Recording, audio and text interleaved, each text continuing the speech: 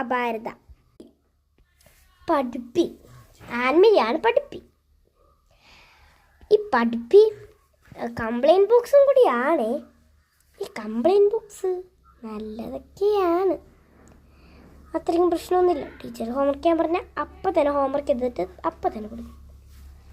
ഗുണ്ടു സജിൻ ആൾക്കാരെ കരടി പോലെയാണ് ഇങ്ങനെ ഇരിക്കുന്നത്.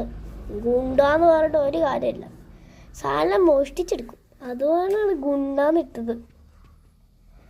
അപ്പോഴേ ആള് തലതിരിഞ്ഞിരിക്കുന്ന ആളാണേ. തലതിരിച്ചാണ് എല്ലാം പിടിച്ചേക്കണേ. ഭൂമി വരെ തലതിരിഞ്ഞിരിക്കുന്നുണ്ടാണെന്ന് തോന്നുന്നു. ഇതാണ് ഞങ്ങളുടെ സ്വന്തം മായാ മിസ്സ്. മായാ മിസ്സ് ഒരു പാവാണ്, നല്ല ടീച്ചറാണ് മായാ മിസ്സ്. മായാ മിസ്സ് എന്ത് പാവാന്നറിയോ? പിന്നെ ആ ഗുണ്ടാസജിനെ കണ്ട ഏന്നേരം വഴക്ക് പറയും. എങ്ങനെ വഴക്ക് പറയാതിരിക്കാനല്ലേ? ഗുണ്ടാസജിൻ്റെ കയ്യിലിരിപ്പ് അങ്ങനെയൊക്കെ തന്നെയാന്നേ. വല്ല പറഞ്ഞിട്ടും കാര്യമുണ്ടോ? ഗുണ്ടാസജിൻ അങ്ങനെയൊക്കെയാണ്. പിന്നെ ഈ മിസ് ഏത് സബ്ജക്റ്റാണ് പഠിപ്പിക്കുന്നതെന്നറിയോ? കണക്കും, അതായത് മാത്സും ഇംഗ്ലീഷും പഠിപ്പിക്കുന്നത്. പിന്നെ ഒരാളൊരു ഫാഷൻ കാര്യം കൂടെയാണ്.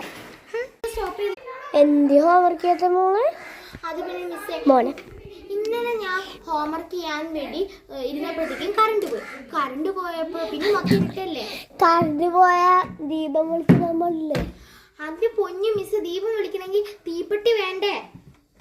തീപ്പെട്ടി പൂജാമുറിയിലായിരുന്നു. പൂജാമുറി കയറാൻ പാടില്ലേ? കുളിക്കാണ്ട് എങ്ങനെ പൂജാമുറിയിൽ കയറാനാ?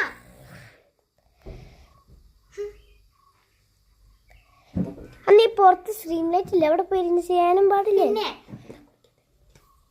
എന്താ കുളിക്കാത്ത? എന്റെ പൊന്നു മിസ്, ഞാൻ പറഞ്ഞില്ലേ കറണ്ട് പോയി, മോട്ടർ അടിച്ചില്ല, പിന്നെ എങ്ങനെ കുളിക്കാനാ? ടാങ്കി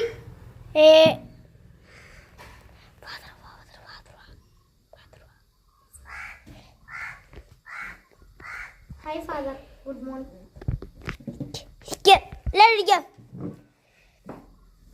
ഫാദർ ഉണ്ടോ? നീ ഇനി ഹോംവർക്ക് ചെയ്തില്ലെങ്കിൽ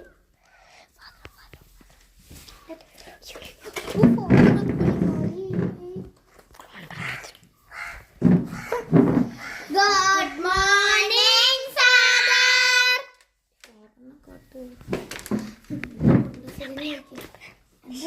എന്താ ഗുണ്ട സജിൻ മുടിയും വെട്ടിക്കൊണ്ട് വന്നേക്കണം. മര്യാദയ്ക്ക് മുടി വെട്ടാ അറിയോടി? അറിയോടാ?